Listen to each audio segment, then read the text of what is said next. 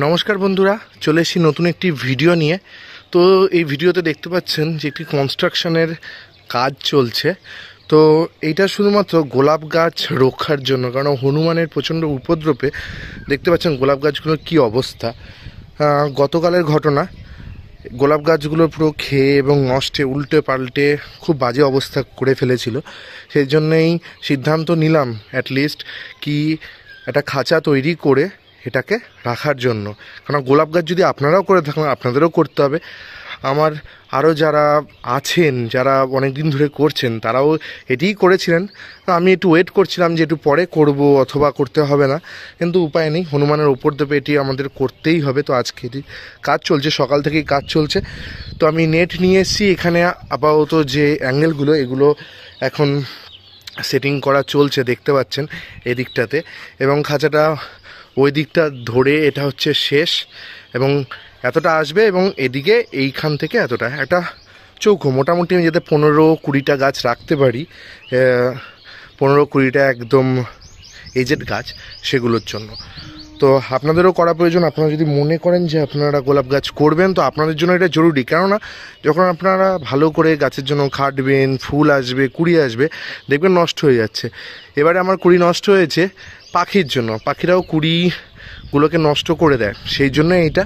এবং এটির কাজ চলছে, এটা আপনারা দেখতে পারবেন। আপাতত এই কাজগুলো হয়েছে, এবং খরচা বলতে গেলে আপনার এরিয়া অনুযায়ী, আমার যেমন 15x15, সুতরাং আমার মোটামুটি খরচা পড়ছে 20,000-এর কাছাকাছি সব কিছু নিয়ে। তো সময় যেরকম আপনার জায়গা, সেরকম অনুযায়ী আপনার খরচ পড়বে। গাছগুলোর অবস্থা দেখতে পাচ্ছেন, সমস্ত পাতা ফাতা এরা খেয়ে ফেলেছে অলরেডি। কদিন আগেও আপনাদের ভিডিওতে দেখেছি এগুলোর কীরকম অবস্থা ছিল, আর এখন কীরকম অবস্থা, মনে হচ্ছে পুরো মরা গাছ। ঠিক আছে, তো সেই কারণে এটি করা। এবং ছাদটাকে একটু পরিষ্কার দেখতে পাচ্ছেন, কারণ আমি পরিষ্কার করেছি। এখানে আরও জিনিসপত্র আছে, এগুলো সব ইনস্টলেশন চলবে। এবং এখানে গ্যাসগুলো আমি রেখেছি জাস্ট নতুন, এক ঝলক আপনাদের দেখিয়ে নিই। দেখতে পাচ্ছেন ওই যে নতুন গাছগুলো, ওগুলোর রিপোর্ট করা হবে। নিয়ে এসেছি, কোথা থেকে এনেছি, কী বৃত্তান্ত, কীভাবে রিপোর্ট করতে হয়, সমস্ত কিছু পরের ভিডিওতে অবশ্যই আপনারা পাবেন। এবং আমি একজন সাধারণ বাগান করি বলতে পারবেন, একদমই বিগিনার। তো সেইভাবেই আমি আমার জায়গাটাকে তৈরি করছি। আপনারাও যদি চান এভাবে আপনাদের বাগানটা তৈরি করতে পারেন। এবং গোলাপ গাছের জন্য এটি অত্যন্ত প্রয়োজনীয়। নয়তো আপনি তৈরি করবেন কষ্ট করে, 7-8 মাস, 10 মাস, 1 বছর খাটার পরে দেখবেন গাছটা পুরো নষ্ট হয়ে গেছে। তো সেই জন্য এটি করা। এগুলোর মধ্যে জানি না কতটা কি ফল দেবে পরের বছর, তবুও দেখি। যে কটা দেবে না তাদেরকে শেষ করে দিতে হবে, তারা আর কাজের উপযোগ্য থাকবে না। তো এইটুকুই। তো আপনাদের কাজটা আমি আস্তে আস্তে দেখাতে থাকবো। আপাতত এইটুকুই দেখুন। এরপরে জাল বসানো হবে, ওপরে নেট বসানো হবে, কিভাবে কোনটা ইউজ করবেন, সমস্ত কিছু এই ভিডিওতে আপনাদের দেখিয়ে দেবো। তো আমি একটু কাছ থেকে দেখাচ্ছি। দেখুন এইভাবে অ্যাঙ্গেলগুলো পাঁচিলের সাথে আমরা দিয়েছি। একটু দূর থেকেই ভিডিওটা করে দেখাই। তো এরকমভাবে এটার হাইট আমি রেখেছি 7 ফুট, আপনারা চাইলে 8 ফুট রাখতে পারেন। দরজাটা যেটা করবেন, সেটা মোস্ট ইম্পর্টেন্ট, সেটা 4 থেকে 5 ফুটের করবেন। ঠিক আছে, তো বাকিটা তৈরি হোক, সেই হিসেবে আপনাদের দেখাবো। ঠিক আছে,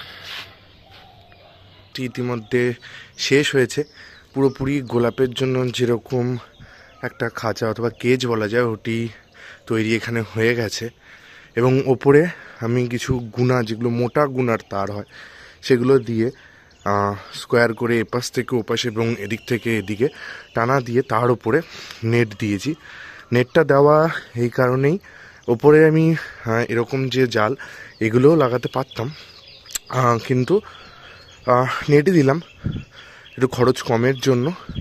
তো একটা জিনিস দেখতে পাচ্ছেন, মাঝখানে কিছু কিছু জায়গায় হয়তো কিছু ফাঁকা আছে, যেহেতু নেটটা কেটে কেটে কেটে কেটে বসানো হয়েছে। সেগুলো আবার কিছু দিয়ে সুতো দিয়ে, কট সুতো, যেগুলো মাঞ্জার সুতো হয়, সেগুলো দিয়ে সেলাই করে দেবো, সেগুলো চলে যাবে। তো পুরোপুরি করার পরে আমি একটু জুম আউট করলাম। তো এরকম সিনারিও হয়েছে। এবং গাছগুলো মাঝে হনুমানের অত্যাচারে অনেকটাই নষ্ট হয়ে গেছে। কদিন আগের যে আপডেট ছিল, সেই আপডেটে তো এখানে আমি একটা, আপনারা যদি তৈরি করেন এরকম কেজ, তবে আমি সেখানে বলবো দরজাটা যতটা সম্ভব বড় করার চেষ্টা করবেন, কেননা গাছটা নিয়ে যখন বেরোবেন, এত বড় একটা গাছ যখন পুরোপুরি পাতা এবং ফুল ভরা থাকবে, তখন এদিকে ওদিকে লেগে ফুল নষ্ট হয়, পাতা নষ্ট হয়ে যায়।